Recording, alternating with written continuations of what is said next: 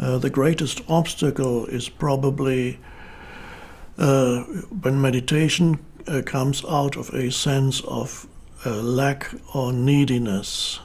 So you feel you are deprived of something, be it money or a relationship or a living situation, and you feel there's a great lack in your life and you desperately want this to change. And so you perhaps use manifestation in a way that is not likely to work when, for example, you use affirmations such as I want a better job, I want a job with a good income and a life situation in a nice place, and I want this and I want that. By making these statements, you're actually, by implication, saying that you don't have it. So you're also, by saying that there's a reverse side to your statement, I want, and on the reverse side of the statement, I want, there is the statement, I don't have, and I need. And similar things, please give me, if you pray to maybe God, maybe you pray to Jesus, maybe you pray to Buddha. They do that in Buddhist countries. Maybe you pray to a saint or whatever it is. Or you pray to the universe and say, please, universe, please give me this, please give me that. That also doesn't work very well. If it works, it could be accidentally, who knows. But usually that greatly diminishes your power of manifestation, because the manifestation practice arises out of a state of lack or neediness, so there's no powerful manifestation there. The secret of manifestation is expressed in one simple statement by Jesus, and that encapsulates all the books that have been written on manifestation and will ever be written on manifestation. It's just one simple sentence. It says, when you pray for something, believe that it has been given, or that you already have it, and then you will receive it. So the important thing is, he doesn't say believe that you will receive it. He says believe that you have received it. So there, the secret is hiding in that statement, believe that you have received it. Now, the second obstacle to manifestation is, yes, people understand this statement, but they just cannot get themselves to believe that they have received something when they know fully well that they have not received it. So it almost looks as if you had been asked to deny reality, and you just cannot get yourself to deny reality. So that becomes the second obstacle to manifestation. And the reason why this is the obstacle is that people do not understand what it actually means, what is required for you to believe that you already have it. How can you overlook external reality and believe that you already have it? And that, the answer to that takes us even deeper, where you have to become into full alignment with the power of the present moment and go deep into yourself. That is the most fundamental practice, where you discover who or what you are beyond the thinking mind and beyond the ego. Discover that in essence you are consciousness, and consciousness is the unmanifested life that is the essence of all life, the source of all life, and contains everything that could ever be manifested in external reality. I sometimes, in a slightly humorous analogy, compare that realization of your inner essence with having found the cream, and all external reality is the skimmed milk that is a diluted version of the the cream, which is the essence of all life that is within you, as your deepest reality. So the very foundation for successful manifestation is finding who you are in your essence. And once you've found that, that already contains everything that you could wish for on a feeling level. So you then, whatever you attain then, comes out of the state of fullness, not out of a state of lack. So when you feel the fullness of life that is within you, that's inseparable from the present moment, it's inseparable from who you are in the depth of your being.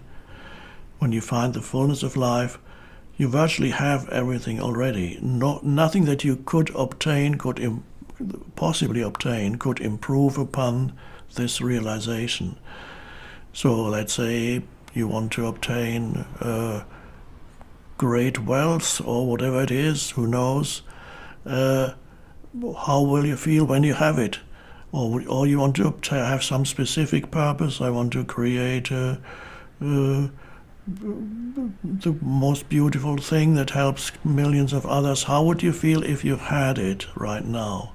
And this is exactly how you feel right now when you get in touch with the essence of who you are.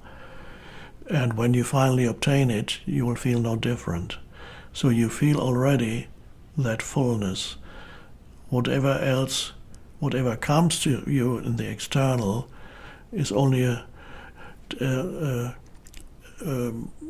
reflection, a distant reflection of what you have found within. And so the foundation for true manifestation, of course, lies in the present moment, and discover the depths of the present moment. That's the foundation. If you cannot come into alignment with the present moment and discover the secret of the present moment that is inseparable from who you are, then no matter what you achieve, either through hard work or through manifestation practices, will not satisfy you, and your powers of manifestation will also be greatly diminished.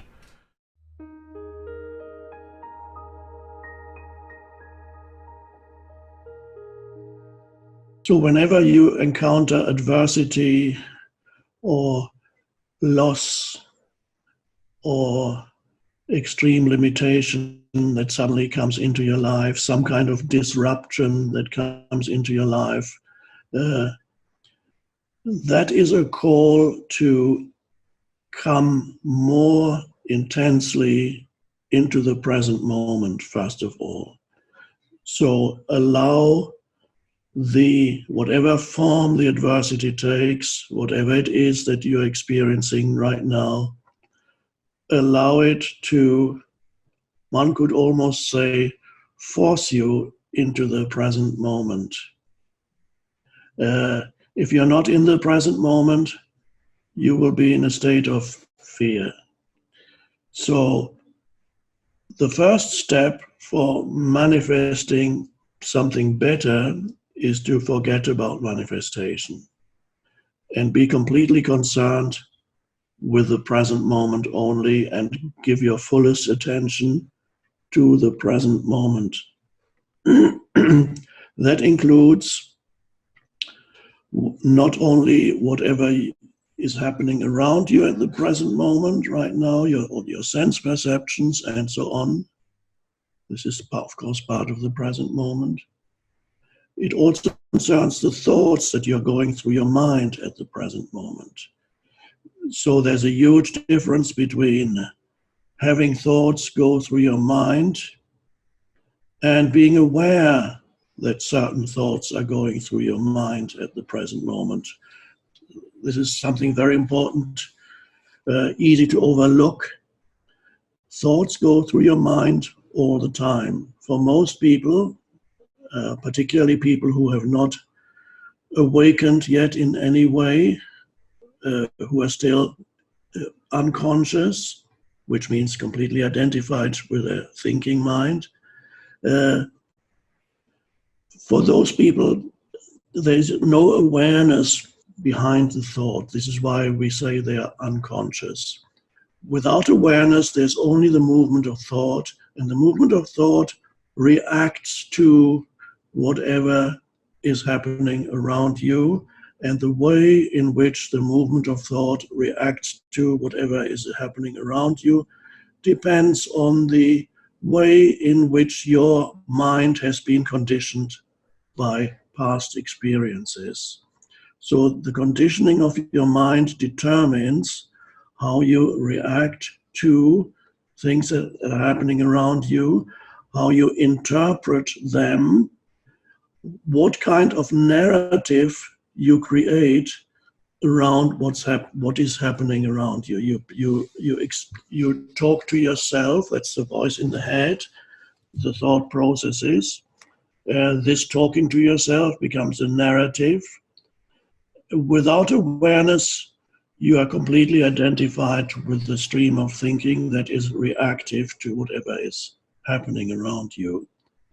And if something is happening that is challenging, in other words, some kind of adversity, limitation, loss or disruption of your life, then the normal thing for most people is a very scary narrative that arises in your mind. The way in which you interpret what's happening is scary, because you're not only looking at what's happening now, you're also extrapolating from there and saying, how is this going to affect me?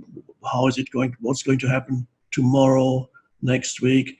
There's the future. You project yourself into the future where you see things are getting even worse than they are now.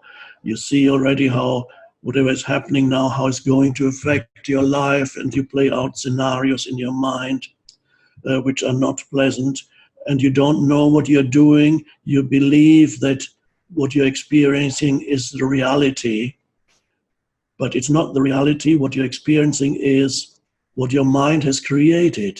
It is a narrative that your mind has created as a reaction to what's happening around you.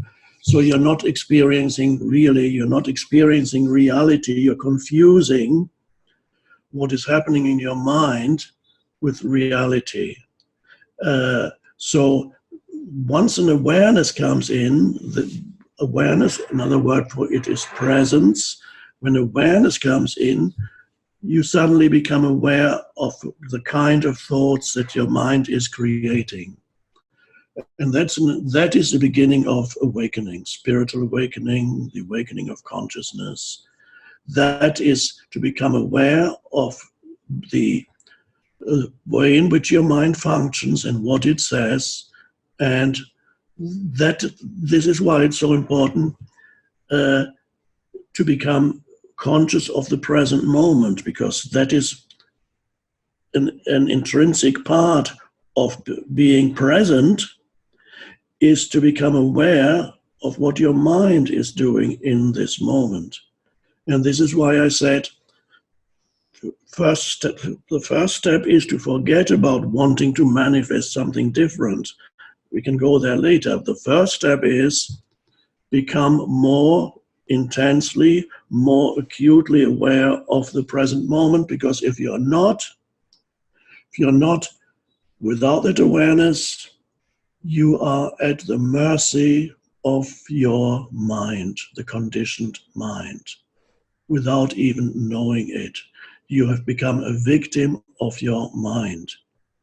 And so it is true to say that for many people, their worst enemy lives between their two ears, and they don't know it.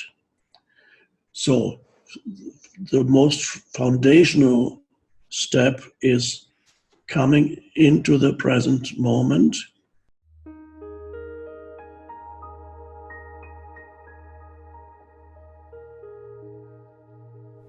When your primary objective is to be a conscious human being, to manifest consciousness, to be aligned with the unconditioned consciousness that you are, then no matter what you do, you will have a beneficial effect on the world. The world will become a better place.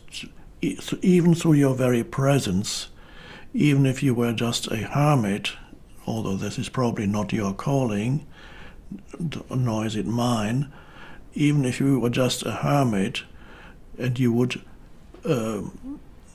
sustain this consciousness of your essence, identity as I call it, and you would be aligned with the unconditioned consciousness in your contemplative practice, you would make a difference to the totality of human consciousness, which is one single thing, that there is such a thing as the totality of the collective human consciousness.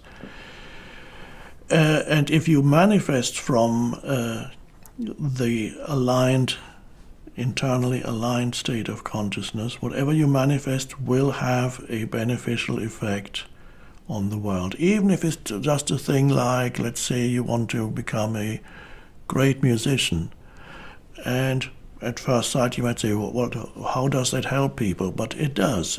Great music that touches people in the innermost of their being has an important effect and makes the world a better place. If you create through your conscious manifestation, a hairdressing salon because you want people to have a wonderful experience while they visit your hairdressing salon, and you give them your utmost attention while they're there, you acknowledge them in their being, and then they not only get their hair done, let's presume that you're a good hairdresser, that's a given, you have to know your craft. So I wouldn't recommend that you practice manifesting a fantastic hairdressing salon without having learned the craft of hairdressing. So that's obvious, hardly need to mention that. But once you know that you are good at what you do, then you manifest something that goes there in some way, has an effect on the consciousness of every human who comes in touch with whatever it is that you create. So they come to have their hair done, but not only that, you speak to them, you listen to them, you embody the presence, and when they leave, they not only look better, they also feel better within themselves without knowing why.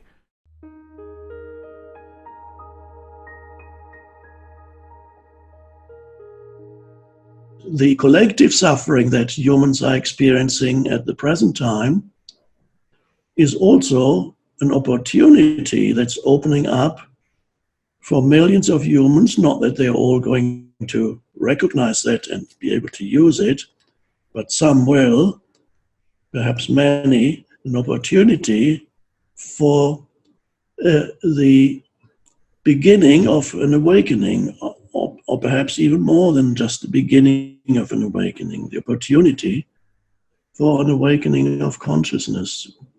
Because if you don't, then you stay stuck in suffering. And you cannot manifest a better life for yourself or a better world from the place of suffering. You need to have gone beyond suffering in order to be able to manifest a better world. So the foundational step then is what I just described.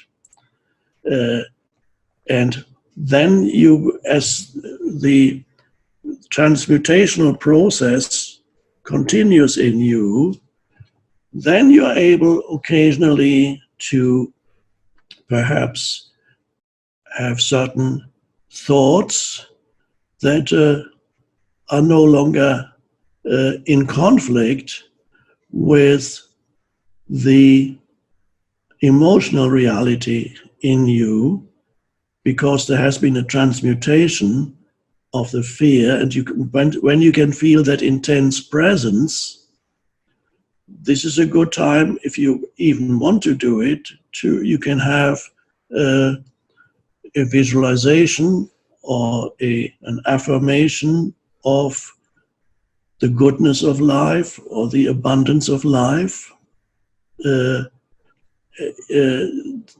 life is abundant and it's no longer a lie, because when you sense that presence in you, before it was fear, perhaps, and then it's become presence, there is a feeling of intense aliveness. There is a heightened aliveness in that presence that would not have been there if life had not challenged you and first made you suffer and then caused you to become more conscious in order to transcend the suffering. That's how evolution happens. And so there is an aliveness in that conscious presence that is inseparable from what we may call abundance.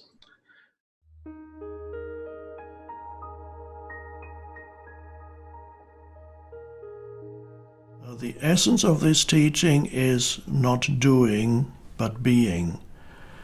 There are certain teachings that emphasize and focus on developing your ability to do, and there is a place for that. But the essence of this teaching is to realize the depths of your being, to go into the being dimension, because there are these two dimensions. Every human being embodies the human level, which involves doing and thinking and experiencing and acquiring and gaining and so on. And every human being also embodies the deeper dimension of being. Then that's why you are a human being. I emphasize the importance, the primary importance of getting in touch with the being of you, which is inseparable from the big being of the entire universe. Get in touch with the being, realize the being, and that is primary, and that is the foundation for everything. But there still remains the human dimension. So on the human dimension, you feel you still want to be active. You want to achieve something. As a human, you have this, most humans have a desire to contribute something, to create something, to do something, to participate in the infinite creativeness of the universe, to become a part of that. So you have that, and that is not to be denied. It's just that in this teaching, it focuses on the very foundation, which is primary. Without the being, no matter what you achieve on the human, it will not satisfy you, and ultimately it will create further difficulties for yourself and others in the absence of conscious being. So conscious being is primary. Once you realize conscious being, from there you can look on how to align your doing with being. And then you can practice what is conventionally called manifestation techniques, and you can create from the depths of your being. We are the only creature on the planet that's totally disoriented in our environment. All the little squirrels, the birds, all the animals are completely at home in their environment. They blend in. You and I are totally disoriented in our environment. We've been given the mental faculties to create our own environment. However, we go right through school and we've never learned that. We have higher faculties, and the average person has no knowledge of how to operate with them, how to develop them. We have perception, the will, reason, imagination, memory, and intuition. Now, those mental faculties, they're not just words, they're actually mental faculties that we can use to take control over our world and to create the environment that we want. But unfortunately, we grow up, we don't know that. We've been raised to live through by what we see, hear, smell, taste, and touch, our physical senses. And we've been raised to be controlled by what's going on outside. As little kids, will you listen to what I'm telling you? Will you look at this? You know, and so it's all outside. We get our report card, and that tells us what kind of student we are. But it really tells us where our mind was at for a few minutes 3 weeks ago. Got nothing to do with who we are. So I think we're raised in ignorance, actually. There's a very small percentage of the population that have a reasonably clear understanding of who they are and what they're capable of doing. But the ones that do are in the minority. Our whole company has been dedicated to teaching that to people for the last 50 some years. Powerful. You talked about the 5 faculties, the 5 mental faculties, and I even touched on this briefly in our previous interview. But I'm curious. I have a new question for you. Which of the faculties typically is the hardest to, I guess, master or become efficient in, to use to your advantage in a positive way, and which is the one that you feel like hurts us the most when we don't master? Well, I think reason is probably it's the one that's spoken about by almost all the great leaders. Yeah. They've all been complete unanimous agreement that we become what we think about. It's our reasoning factor that enables us to think. Ford says thinking's the hardest work there is, which is the probable reason so few people engage in it. Dr. Ken McFarland, who's gone for a long time now, but he was a great educator down in Kentucky. He one time said 2% of the people think, 3% think they think, and 95% would actually rather die than think. Now, that sounds cute, but it's true. If you stop and listen to what most people are saying, it's going to be fairly obvious they're not thinking. If you stand back and watch what most people are doing, it's fairly obvious they're not thinking. Or they would never say or do what they're doing. Most people today have their television on the news, and they're just soaking up all the stuff that's going on, that's dominating the media right now. So they've become a plaything for what's going on outside. And that's why they're living in such fear. By consuming the media, of whether it's true or accurate or not true, you're being manipulated. Absolutely. In a sense. Yeah. It's not a matter of whether it's true or not. Is this how you want to spend your life, just listening to that? That doesn't mean you should deny it. It doesn't mean that you should say, well, that's all false. I don't know whether it's true or false. It's just bad news. I don't want to be involved in it. Yeah. Am I aware that it's there? Well, you'd almost have to be dead not to be aware that it's there. But that doesn't mean you have to spend your time thinking on that. What I want to get into now is that really practical aspect of like breaking that pattern, right? Because that's where most of us are. We have that negative self-talk. We have the victim mindset. We have the I'm busy. I've got too much going on. I'm overwhelmed. I'm experiencing anxiety. It's that person at work. It's my partner. Like we have that. That's reality of where we are today. Yeah. How do we break that pattern in a way that actually makes a difference and is easy enough as a starting point? Yeah, it's been said that you should meditate for 20 minutes a day. Unless you're really busy, then you should meditate for an hour a day. Yeah, I love that. That's why, by the way, that's why I meditate for 2 hours a day. Yeah. So look, I mean, information is what opens that door. I mean, if you think that your thoughts have something to do with your future, just from a theoretical standpoint, that your thoughts create your destiny, and you think 60 to 70,000 thoughts in one day, and 90% of those thoughts are the same thoughts as the day before, well, then your life isn't going to change very much as long as you're thinking the same way. And those same thoughts lead to the same choices. The same choices lead to the same behaviors. The same behaviors create the exact same experiences, and we anticipate the same feelings or emotions from those experiences, and those emotions are the payoff that drive our very same thoughts. Well, our biology, our neurocircuitry, our neurochemistry, our hormones, and even our gene expression will be equal to how we think, how we act, and how we feel.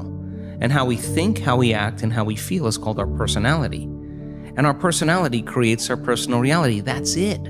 So the present personality who's listening to this show has created the present personal reality called their life. So if you can latch on to this idea, if you want to create a new life, a new personal reality, you got to change your personality, which means you better start thinking about what you've been thinking about and changing it. You begin to become conscious of your unconscious actions or habits or behaviors and modify them. And then we have to begin to look at the emotions that we live by every single day that keep us connected to the past and decide, do these emotions belong in our future? So most people are trying to create a new personal reality as the same personality, and it doesn't work.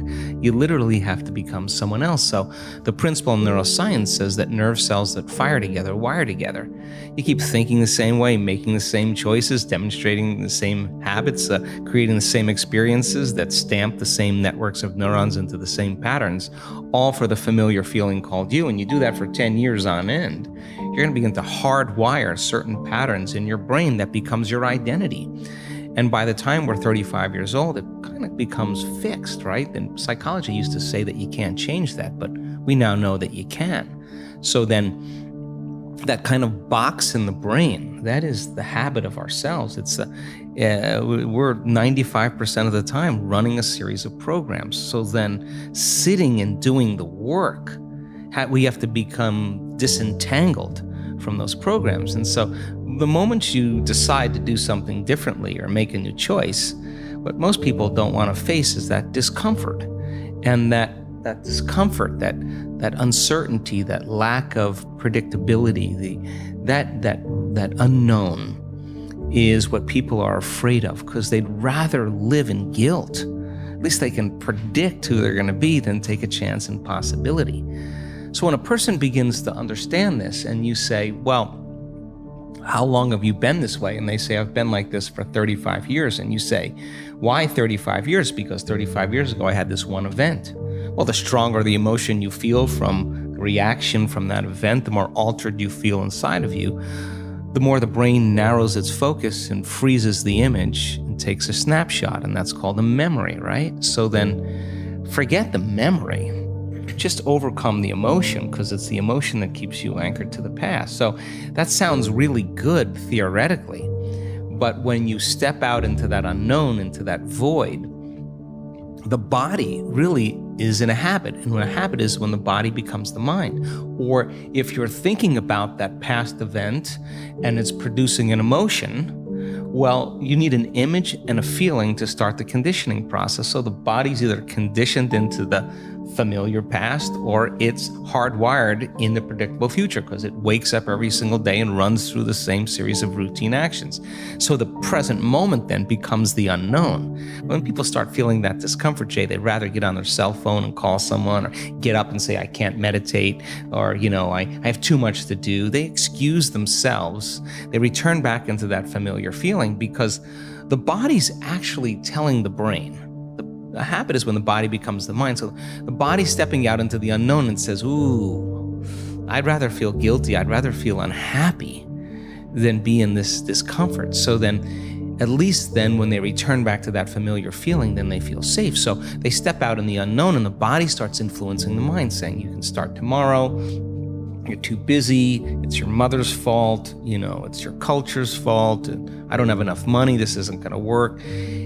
Those are the programs in there that are standing in the way between you and your future. So then nerve cells that no longer fire together no longer wire together. So the act of observing those states of mind and body means you're no longer the program. You're the consciousness observing that program. So then to meditate, it means to become familiar with. So as you become familiar with those thoughts, you become conscious of how you speak, you become aware of how you act, you notice how you're feeling. The more conscious you become of those unconscious programs, the less unconscious you'll go in your waking day. Why? Because it's not enough to just have a great meditation and get up and get on the freeway and get in traffic and getting stressed. You just return back to the old self again. Our job then is to sustain that modified state of mind and body the entire day. And if you can, get ready, because something different or unusual is going to begin to happen in your life, and it will come as a coincidence or a synchronicity. And that's breadcrumbs from the divine saying you're on the path, just keep doing it. There'll be another one, just keep staying in that energy.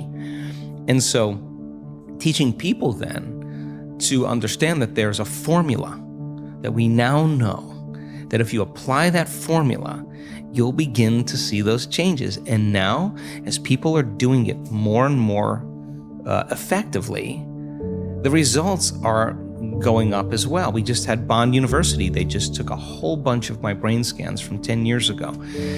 Huge clinical study, a lot of analysis, and they're blown away by the speed in which the community can change brain and heart coherence. They know how to do it. It's not something that's separate from them. They've practiced it enough times that they now know how to do it. So what's the significance of that? Well, really simple. In your life, if you start returning back to the same reactions, to the same people and circumstances, you're returning back to the old self. So you got to stay conscious in your life. And if you're not being defined by a vision of the future, then you're left with the memories of the past, and you will be predictable in your life. So crossing that river of change from the old self to the new self, there's a neurological, a biological, a chemical, a hormonal, a genetic death of the old self. But if you teach people there's something on the other side, they won't give up on themselves. They'll keep going. So there's enough evidence to encourage people. And you can't tell me you're too old to do this work. You can't tell me you're too sick to do this work. You can't tell me you had a turbulent past, or that you're too overweight or too underweight or too out of shape, or you can't even tell me that you've never meditated before. In fact, some of our greatest scans are people who just have never meditated before, that are not trying to do anything. They just follow instructions. So our community now is beginning to understand that it is possible, and they go all in, not 50% in, not 60% in. If we do a week-long event, we got 1,000 people or 1,500 people, and they are all in. And that when they start getting beyond themselves, that first day or second day, once they start getting beyond themselves and that magic starts to happen, then I have no idea. I can't predict what's going to happen next. And it's usually pretty exciting. It's been said that when the pain of staying the same outweighs the pain of change, then we will change. Yes, exactly. Right? How bad does it have to get? Right? Yeah, exactly. And it's like, why is it that we get so attached to that old self? Like, what is it about it? Is it security? Is it safety? Is it familiarity, as you said? What is that keeps us so attached and so focused on something that we don't even like that much? I think we've been hypnotized and conditioned into becoming materialists. I think that we define reality with our senses, and I think that is one of the biggest delusions. So the fundamental question is, can you believe in a future that you can't see or experience with your senses yet, but you've thought about enough times in your mind that your brain is literally changed to look like the event has already occurred? Now, the latest research in plasticity says that's absolutely possible. And can you select a new possibility in the quantum field and begin to emotionally embrace that future every single day to such a degree that your body, as the unconscious mind, the objective mind, does not know the difference between the experience in your life that's creating the emotion and the emotion that you're fabricating by thought alone, to the degree that you begin to signal new genes and new ways to change your body to look like the experience has already happened. Now, Yes. The latest research in epigenetics says it's absolutely possible. Now, think about this. Every day, installing the circuitry, every day conditioning the body into the emotion of the future, that your body begins to change to look like it's already happened. Now, this is where it gets fun, because now you no longer have to go anywhere to get it. Now it begins to come to you. You become the vortex or the magnet to your destiny. So then people who come out of their meditation and they say, well, I just focused on my wealth, why isn't it there? Well, you're not that good. If you're asking why isn't it there, you're back to the old person again. Stay in that state for an extended period of time as an experiment, as the scientist in your life, to keep your energy connected to the dream of your future. And then see what kind of effects begin to take place without moving into impatience, without moving into frustration, without starting to analyze why it hasn't happened or when. That is the trap of defining reality with your senses. So you have the thought of your future and you don't see it, then you experience separation. But people who are practicing this work, they have the thought of their future and they feel the emotion of their future. They're still connected to it, right? So that takes practice. And it's just learning, like hitting a golf ball, hitting a tennis ball, dancing the salsa, crocheting, whatever it is. You gotta start out staying real conscious and learning. Then you get good at it and it gets to be instrumental. It gets to be fun. And that's what I want for everybody, that the act of creation should be a blissful, playful, ecstatic, loose, free process. And so I love the idea of people taking time out of their lives to prove to themselves that if they're defined by the vision of the future, then they're not living by the memories of the past. And that's where the unknown exists. So many people, the unknown is a scary place. So they don't see that future because they're used to seeing that future with evidence, with their senses. And you have to be able to get beyond that and stay in the unknown, stay in that discomfort, and then in that moment to begin to self-regulate. Like, oh, I'm starting to feel a little anxiety. Ooh, I'm starting to feel a little frustration. That's the defining moment where your body's going back to the past, because emotions are a record of the past. Or you go into routine again. So you catch yourself. It's a victory. And if you keep catching yourself, those victories add up. And it's not so much about your wealth or your health or your freedom or your new relationship. It's actually about who you become. And so overcoming the old self allows us to become somebody else. And there is that period of transition. Yeah. I call it the void, where there's just not a lot happening. And you just got to be able to keep going and continuously get to the end of your belief, where most people stop. I just had a fabulous conversation with someone this weekend. Broke through to the other side, and now there's so much magic happening around this person. But she's worthy now to receive it. And that is the key, because the universe only gives us what we think we're worthy of receiving. So we got to become initiated into this and understand that thousands of years of programming that says that we have to change things matter to matter, in three-dimensional reality. And it will take time, but to begin to connect to that resource called the quantum field and create from the field instead of from matter, there's a lot of unlearning that has to go on. Absolutely. And when you're catching yourself, what are you doing? Are you writing that down? Are you noting that down? Are you making a mental note? Like, practically, what is someone having to do to, once they catch it, then how do you deal with that emotion and anxiety in the moment that feels so heavy, that feels so real and trapping? And like you said, I was at the Facebook headquarters in Menlo Park a couple of weeks ago. I was testing out their new Oculus range of virtual reality. And all the studies behind virtual reality show now that you feel the same experience of hanging off the edge of a cliff in virtual reality, and your body displays the same symptoms as they would if you were actually hanging off a cliff.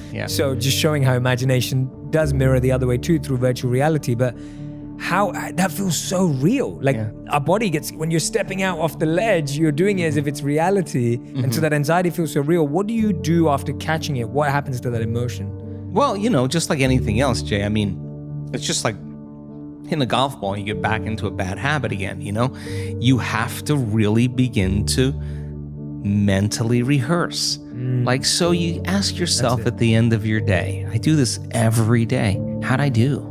How'd I do today, bro? How'd you do? Did you do good? Where'd you fall from grace? What was it that caused you to go unconscious for the rest of the day? Like, what was that moment? Now, if you're a student of life, you'll begin to contemplate, well, it was that person that said that thing, then I reacted, or I got this email, or things didn't go my way, and I started feeling angry or frustrated or fearful. The next time that happens, how could I evolve my experience? Now, you may have to search for some answers of the best model to build, Or you may actually have a long contemplation and start to go, God, the next time that happens, I think I'm going to do this, or I'm going to do that, or I'm going to plan my behaviors. And the act of closing your eyes and rehearsing what you're going to do begins to install the neurological hardware in your brain to look like you already did it. Now the brain is no longer a record of the past. Now it's a map to the future. And if you keep installing that hardware, the hardware will become a software program, which means you'll just start acting like a happy person. Why? There's no magic there. You installed the circuitry. So that's more important than the news. Right. It's more important than answering any email or any text. It's more important than talking about your past or some dinner. If you can begin to just think about how you're going to do it differently, that's the building process neurologically already. So now you have to get conscious in order to do that. And it takes some time. That means you got to shut your cell phone off. You got to close your door. You got to take a break from everything out there and begin to practice. And so by experience then, you start noticing, oh, here it comes the frustration, or here comes the fear. And now we've given people the tools to be able to self-regulate, to create brain and heart coherence. And so you see people say, excuse me 1 minute, I just need a minute. They take some breaths, they get back in, they connect to the energy of their future. This is incidental compared to where they're going. So they don't fall from grace. They don't allow their energy to drop. And so, yeah, in the beginning, it takes a lot, because it takes a lot of energy and awareness to stay conscious and not go unconscious. But if you're persistent and you're determined and you're sincere, you begin to figure it out. You begin to say, I am not going to give my power away to that person or that circumstance when I can use it to heal or to create a new future. And so people then won't excuse themselves and say, I had a hard day yesterday, I had a fight with my coworker or my ex, and I don't feel like doing the work. Well, that's the time to get back on the horse. Yeah. Because it's all of those times that we self-correct. Those are the most valuable moments to us. People who have had profoundly transcendental experiences where we say, got lit up, they connected, and their brain goes into very, very high coherent states and super gamma patterns that are way outside of normal, and they have a transcendental download or connection that's mystical. They look back at their entire life. They don't want to change one thing in their past because it got them to that moment. That's the moment the past no longer exists. Now, by the same means, they look back at their past and they see all those tough moments where they overcame themselves and they fall in love with that person. They don't look at the good meditations or the things that went well. They know that it was those moments that got them to this moment.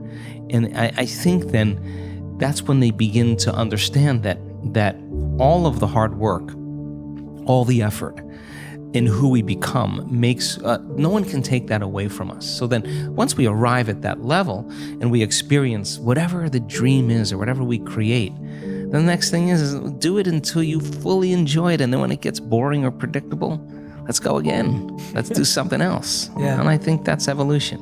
When we live in a state of fear, what does that do to us? And the second part to this, when we feel that fear and we become aware of it, what should we be thinking or doing or acting on in order to shift into a more positive state? You know, that is one hell of a good question. And it's a question most people are not able to answer. First of all, the cause of fear is ignorance. That is the cause of fear. And so if you follow the ignorance, it doesn't start out as fear. The ignorance starts out in a conscious level as doubt and worry. That's on a conscious level. We're doubting or we're worrying. Then we take whatever image comes into our consciousness of the doubt and the worry, and we turn it over to our emotional mind. That's what causes the fear. Well, that fear then has to be expressed through the body, through the only instrument it can be expressed through, our physical body. It sets up a vibration known as anxiety. Anxiety is not expressed. Anxiety becomes suppressed. We suppress it. And the suppression then turns to depression. which turns to disease, which turns to decay. You see, you're talking about a track a person gets on. It's a very negative track. It's ignorance, don't worry, fear, anxiety, suppression, depression, disease, disintegration. Now, the polar opposite of all that, the opposite of ignorance is knowledge. There's only one way to get to knowledge, and that is to study. Now, unfortunately, school didn't do the job that it was designed to do for most of us. School should teach us to love to study. Not to dread studying and homework and tests. They should teach us to love it, because study leads to the opposite of don't worry, which is understanding. See, it's study that leads to understanding. We understand how to handle the fear. It's understanding that enables us to cause us to understand where the fear starts. The understanding, then we want to say, what do we understand? We want to understand this whole universe operates by law. One of the laws is the law of opposite. The opposite of don't worry is understanding. Now, if the don't worry leads to fear, what's understanding leads to? Understanding leads to faith. The faith leads to expression, well-being, and expression. It's not depression. It's not suppression. It's not anxiety. The faith leads to well-being. The well-being then is expression, acceleration, because we're at ease. There's not disease. So you're dealing with polar opposites. There's two different sides to things. And when we understand that, our world starts to change.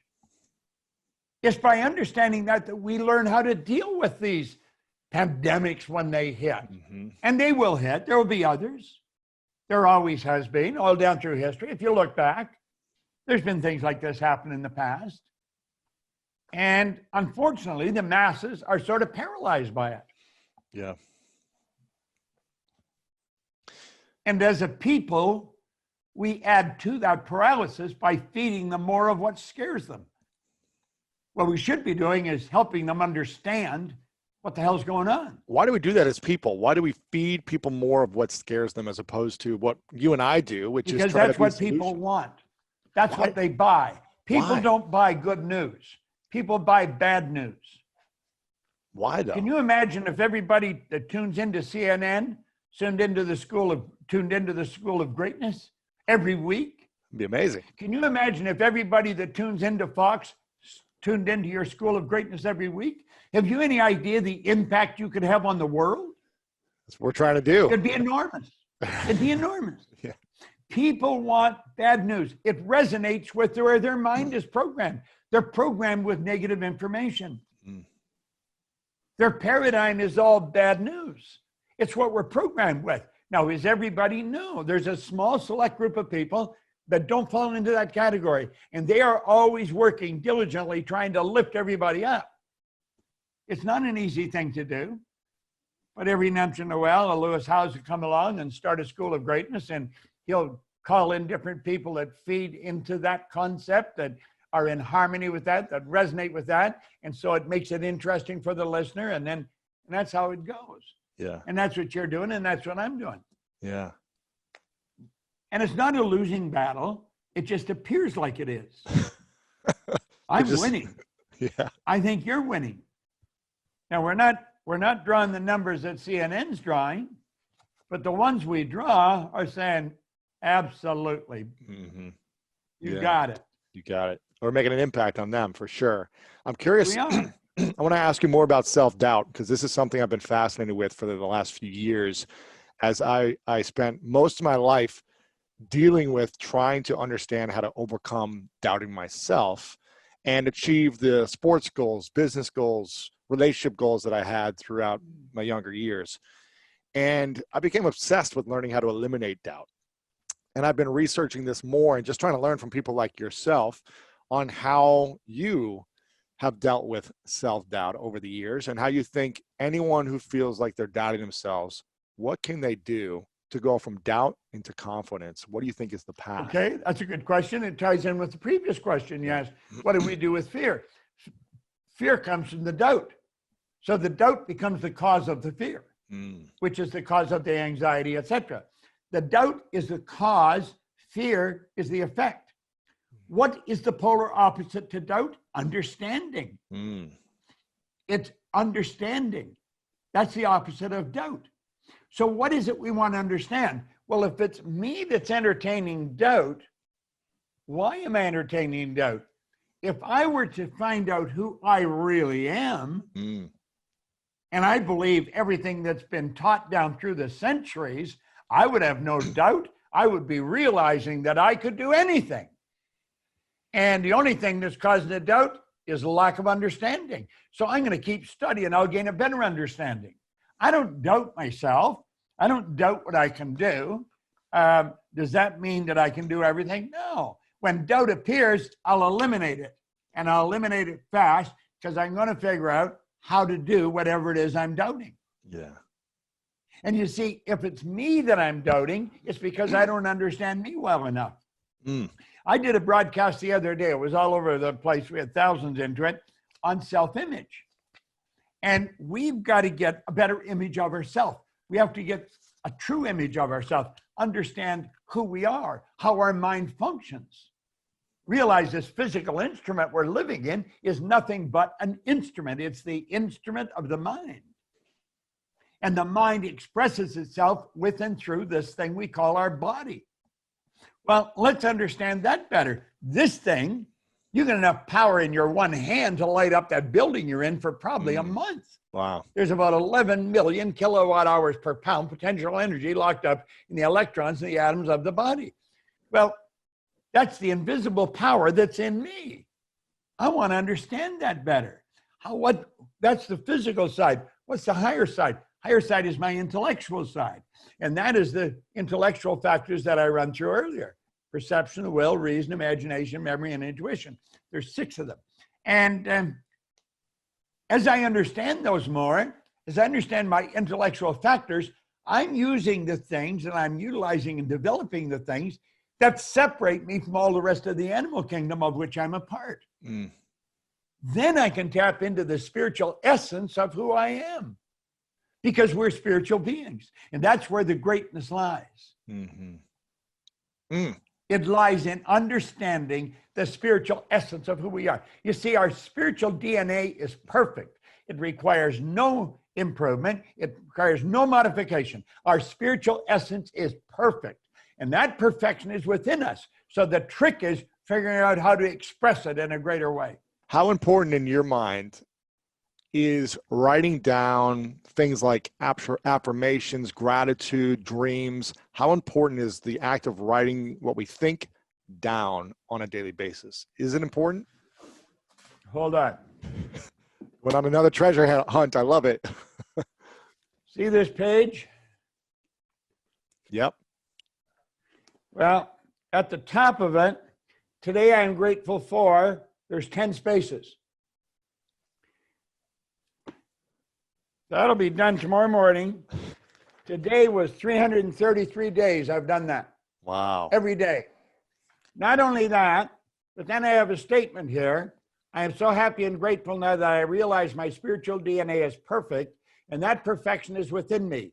I begin each day looking for areas of my life where I want to see that perfection expressed habitually. I write that statement out every day with my left hand, and I'm not left-handed.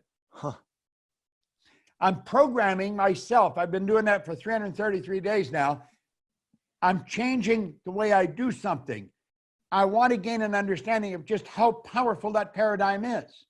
I want to go to this hand because I can do it fast. It's very awkward, but I've been doing it for 333 days. I'll do it for 365 days. But I have here written down 10 things I'm grateful for. That's the first thing I do every morning at 5:30. Wow. So you believe it's very important. Yeah.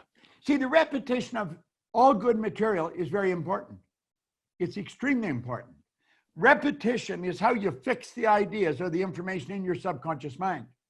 It's the ideas that are fixed in the subconscious mind that control our behavior. That's the paradigm. You don't think and then do. When you get up in the morning, you automatically move into action. You're programmed. It's your paradigm in your subconscious mind. What people hear on the School of Greatness, when they tune into this, they're going to hear great ideas, most of which they probably don't do.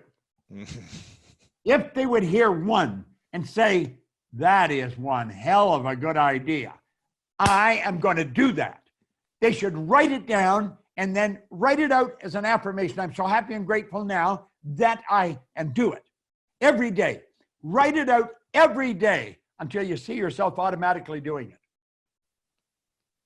See, they're not going to do everything they hear on here. But if every day they listen, they get one idea and say, I'm going to turn that into a habitual part of my personality, they're going to end up really a big winner. That's where greatness comes from. Yeah. I think I might have told you last time I was with you that Robert Russell was a great author. He said, there's no secret to greatness. He said, it's simply doing little things in a great way every day. I love that.